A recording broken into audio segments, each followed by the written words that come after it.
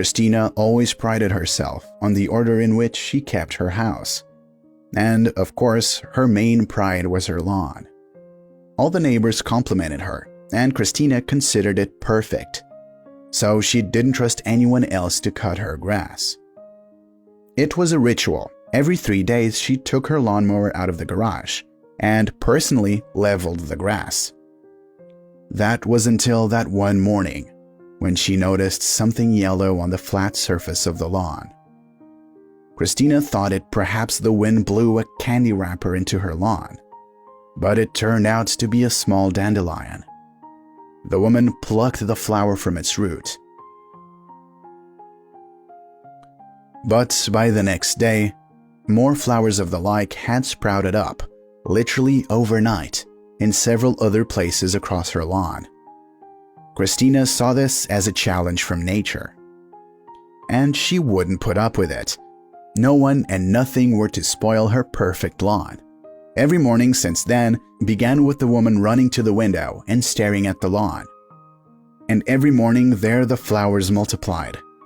Christina decided to turn to science and went to a gardening store. She asked what could help her against those pesky dandelions. The seller recommended a special chemical to destroy the culprits, along with their roots. Christina bought the liquid and returned home.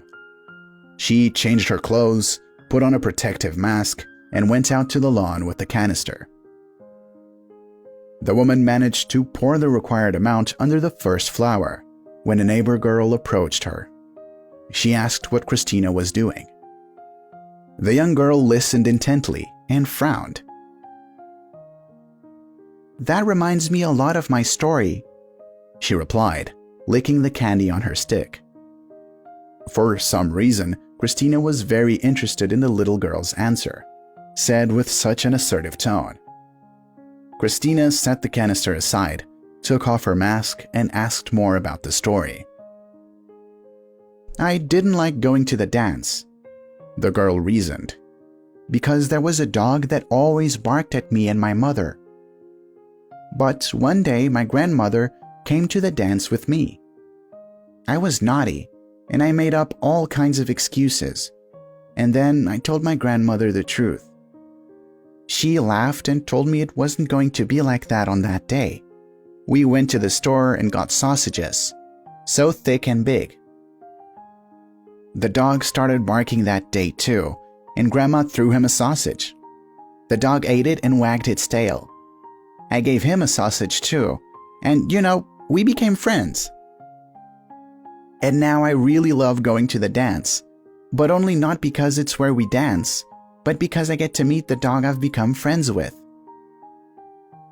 "Wait," Christina interrupted her. "And why did you say my lawn story was similar to yours?" "Well, how could it not be?"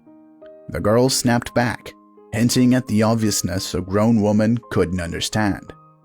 "Maybe instead of ripping out the pretty yellow flowers, you'd love them. And your dull green lawn became bright and yellow." The simple truth had such an impact on Christina that she stopped plucking dandelions. A week later, everyone admired her bright yellow lawn, which delighted her in the mornings. There are things that we have to take for granted and just love them. This includes our own character and appearance, as well as various life circumstances that we cannot influence. Channel your aversion in a different way so that you can benefit from it and enjoy it.